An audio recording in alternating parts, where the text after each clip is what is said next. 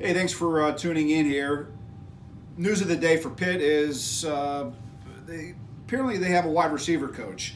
The university hasn't made it official yet, but although Chris Beatty from Panther was first to report it, and from our sources, Pitt's going to hire 45-year-old Chris Beatty.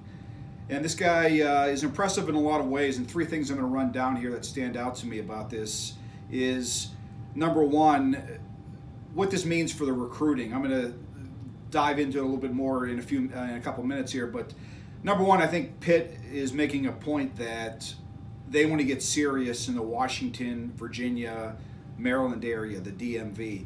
In the past years, Andre Powell has been their chief recruiter, the only guy really going down there in recruiting, and I think Beatty, number one, is going to give them a ton of help. And if you look at Pitt's setup, it's interesting. They've sort of double teamed a bunch of states. In that, what I mean by that is Beatty and Powell are going to be the Virginia, D.C., Maryland duo. Last year they got Corey Sanders and Archie Collins up in Michigan, and they have three guys, and probably more, in the Florida area. Their number one territory with, of course, Charlie Partridge, Rob Harley, Tim Salem, and various other coaches have contacts down there as well.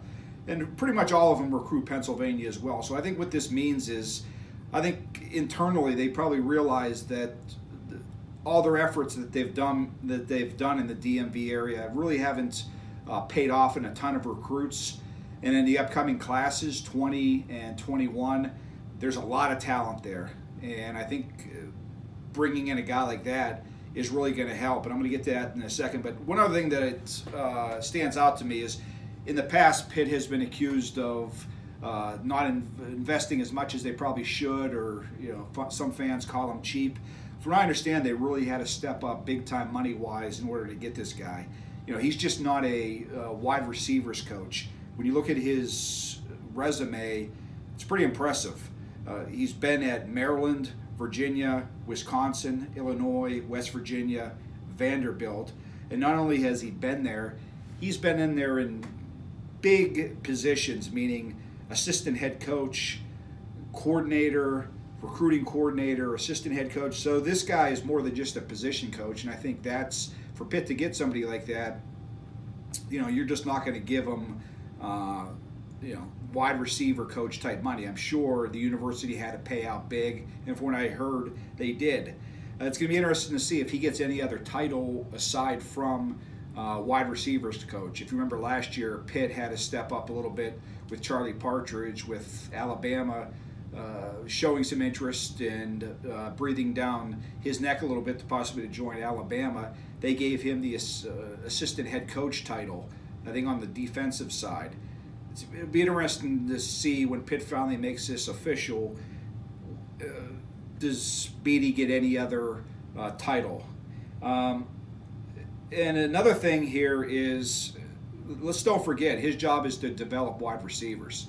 And Kevin Sherman, I think he did a pretty good job, but obviously, for whatever reason, Pat Narduzzi didn't, and his contract wasn't renewed. So, and Pitt has a lot of young receivers on their team. Shockey Jaquez-Louise, Michael Smith, Tazier Mack, Dontavius Jenkins-Butler, Valik Carter, Cam O'Neill, and then they're bringing in two. So they need somebody that's going to develop him, and Beatty has a good history of doing that throughout his career. Mark Whipple was brought in to hopefully take the quarterback position to the next level, and I think this is the case with Beatty.